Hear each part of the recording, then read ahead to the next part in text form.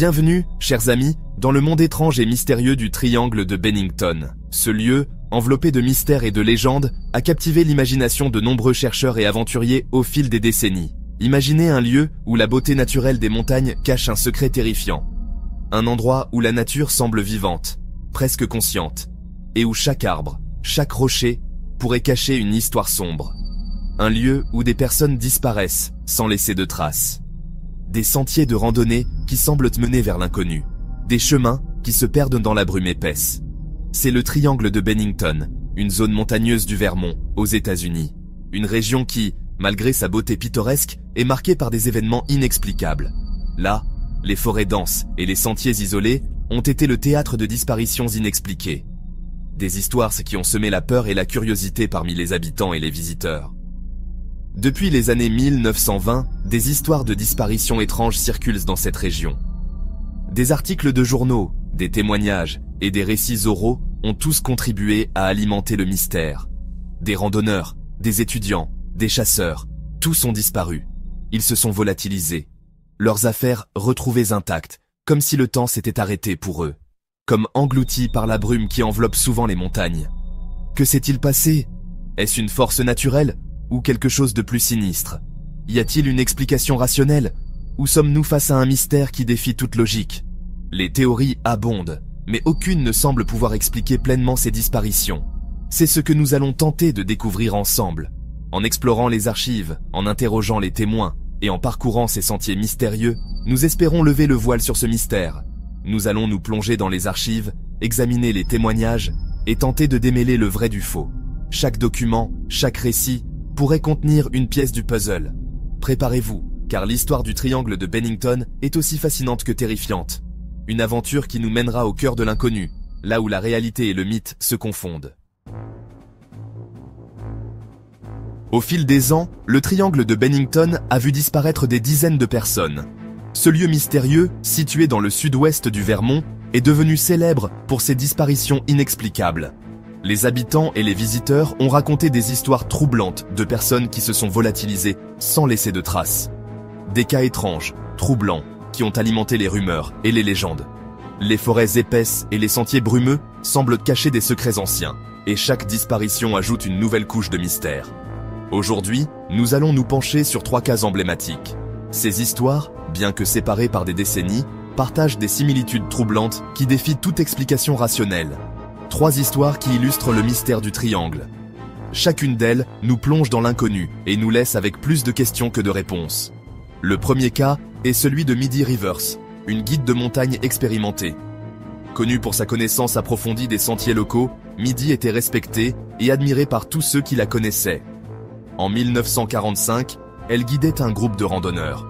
C'était une journée comme les autres, et le groupe avançait à un rythme tranquille, profitant de la beauté naturelle des environs. Un jour, elle s'éloigna du groupe pour une courte promenade et ne revint jamais. Les randonneurs, inquiets de son absence prolongée, commencèrent à la chercher, mais en vain. Malgré des recherches intensives, aucun indice, aucune trace de Midi ne fut jamais retrouvée. Les autorités et les bénévoles fouillèrent la région pendant des semaines, mais Midi semblait s'être évaporé dans l'air.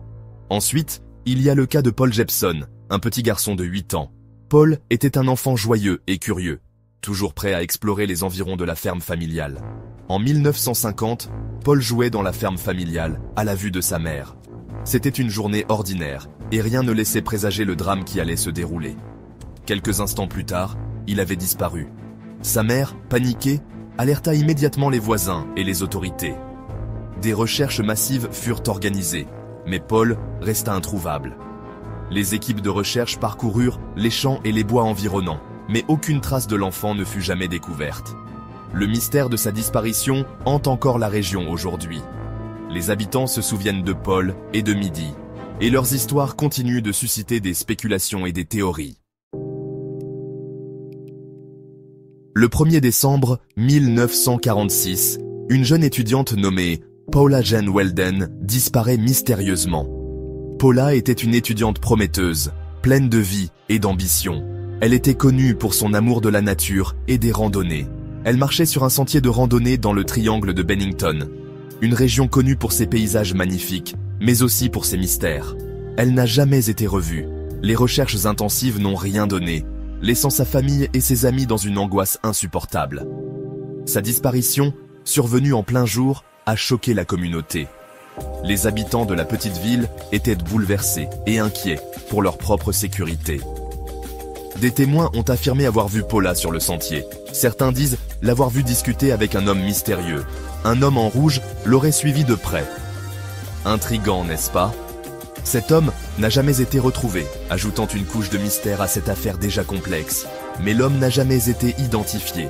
Les autorités ont interrogé de nombreux suspects, mais aucune piste n'a abouti. La police a exploré toutes les pistes, sans succès. Les recherches ont duré des semaines, mobilisant des ressources considérables. Le mystère de la disparition de Paula Jean Weldon reste entier. Les théories abondent, mais aucune ne semble résoudre l'énigme. Certains pensent qu'elle s'est perdue. D'autres évoquent un enlèvement. Les hypothèses vont de l'accident tragique à la conspiration. Et si la vérité était bien plus étrange? Des phénomènes inexpliqués ont été rapportés dans la région. Le triangle de Bennington est-il un portail vers une autre dimension? Les légendes locales parlent de disparitions similaires. Un lieu où la réalité se distord. Le mystère de Paula Jean Weldon continue de hanter les esprits, laissant plus de questions que de réponses. 5 ans après la disparition de Paula, un autre cas étrange secoue le triangle de Bennington. James Tedford, un ancien combattant, disparaît sans laisser de traces. Il voyageait en bus. À son arrivée à Bennington, il avait disparu. Ses affaires étaient toujours là. Des témoins affirment l'avoir vu sur le bus quelques minutes avant. Certains passagers se souviennent même l'avoir entendu parler de son séjour à l'hôpital psychiatrique de Bennington. Était-il désorienté? Avait-il fui la réalité? Ou bien une force invisible l'a-t-elle arraché au bus?